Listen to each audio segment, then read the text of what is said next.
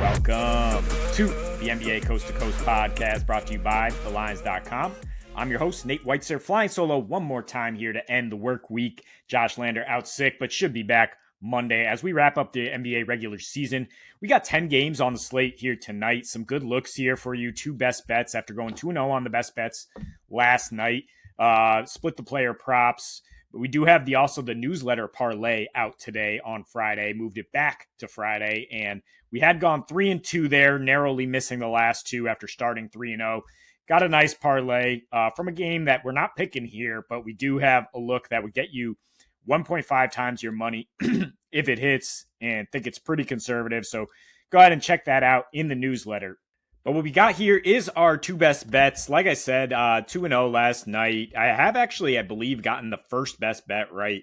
Something like 9 of the last 10. Quite a good streak going. Not saying I'm getting everyone right here, but my first look has been money. So if you want to tail this one, it is Spurs team total over 113.5 tonight as they host the Cleveland Cavaliers. Now, Cavs team total is 127.5, and we've got a live big total of 241. But I think that it's a bit mispriced in the sense that the Cavs don't care at all right now about their defense or about winning necessarily. I mean, they're just trying to stay sharp for the playoffs. We're looking at a 99.9% probability of the one seed in the East. And so we've seen their defense, particularly on the road, just completely bottom out in terms of effort. Lots of effort stats in terms of allowing the second most field goal attempts, bottom 8 in 3-point defense. This is their last 9 here overall. Bottom 5 in free throw attempts allowed in their last 5. The Spurs actually went to Cleveland, got 106 field goal attempts to score 116 in that game. And now we flip the locale here. And that's a big difference because, like I said, especially on the road, the Cavs are not given a care on defense. 119 defensive rating versus 113 at home in their last 9. Their last 7 road games, they have a 123 defensive rating, allowing 120 a game. And you remove the Utah Jazz, who are just literally not playing any NBA players, 124 a game in their last 6. That also includes 111 to Portland, defensive-minded Portland last time out. And the Spurs are anything but defensive-minded, right? I mean, they're just as bad defensively. I mean, worse than the Cavs have been in the last couple of weeks. Excuse me for the throw clear here. I mean, they actually are giving up the most 3-point attempts and second most assists per game in these last 9. So that's why we have a high total. And I do trust the Cavs to keep scoring, which really just, increases the pace and flow of this game to say we're going to have the Spurs be able to get their team total 14 lower. So obviously I do like the Spurs on this lofty spread to a degree. But, I don't want to mess with how good the Cavs offense is. If they put up 134, I think the Spurs can be in it with like 118, 120. They're actually averaging 120 at home since the All-Star break. Their offensive rating is 11 points better home versus road since the break. That's actually the 4th best offensive rating in the league, 3rd best effective field goal percentage, 41% on threes, 15.7 threes. And Sohan being out doesn't have a huge impact on the splits necessarily, but it does lead to a slight uptick in pace and a significant uptick in 3-point percentage and volume to a degree, because as you'd expect, you remove a non-shooter basically, and you add more space and pace with Vassell, Barnes getting more usage, Keldon Johnson creating a little bit more.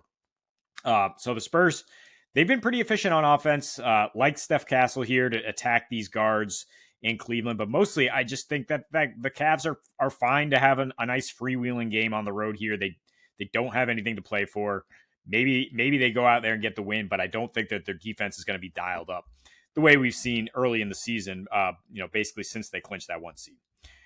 Moving on, get to pick 2 here. I mean, the Dallas Mavericks at the Clippers, it's up to +10. And I think that is too much. Open at 6.5 and people were grabbing the Clippers. I understand that. But once you get to double digits, like let's swing the other way. Provided Anthony Davis plays, you really like this. I mean, maybe you only go light until you see that he's actually out there, but he's probably on the right side of questionable here. We know Derek Lively's going to sit after returning and playing, on his 15-minute limit. We know PJ Washington's going to be out there, and that is huge against the Clips as a primary defender on Kawhi. They also have Najee Marshall to throw at Kawhi. The Mavs are a competent team with PJ. They're plus 7.5 net rating better with PJ Washington since the start of February. Obviously, much better when they've gotten AD out there. They're 5-1 straight up. The loss coming to the Nets was, kind of a head scratcher, but they've certainly been within single digits 8 straight on normal rest, whether they've had AD or not. Basically, only getting waxed when they were in the back-to-back situation against the Knicks, and they have not gotten waxed at all with AD. Like I said, they've actually dropped from a 123 defensive rating to 112. Their pace, importantly, is down to 96.5 versus 100. And their paint defense, which was pretty much worst in the league, has gone to about average in terms of field goal percentage allowed and attempts allowed. Actually, the same as the Clippers, although Zubac is a great individual guy. Like, the Clippers aren't gangbusters down low. What they are gangbusters is limiting your 3-point attempts and your mid-range to a degree. So they're going to force you inside, and Dallas should be absolutely fine with that. They're number one on field goal percentage, field goal attempts inside the arc since in their last 9. Third in percentage of paint scored in the point. Points scored in the paint. You know what I'm saying? They're not a 3-point shooting team right now without Kyrie, without Luka, obviously.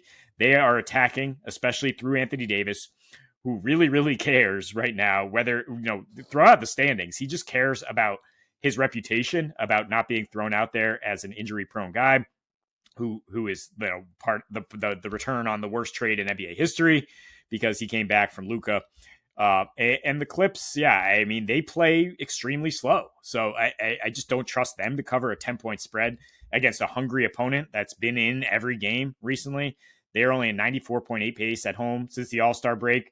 And like I said, really good defensive rating overall in their last 9, but they are 19th in terms of paint points allowed to their opponents. So again, Dallas should be able to pound it down low if they have AD. You definitely would like to see that. Might still be in the game either way, but definitely would love to see Anthony Davis ruled in before you put a full unit on this one. But that is all the time we have here for best bets. Got the player props up for you as well here on the Friday. Should have Josh back on Monday as we head towards the end of the regular season. We will be bringing you the same show, though, through the playoffs, the play-in, everything as we head down the stretch of this NBA season. And until we see you next, happy betting.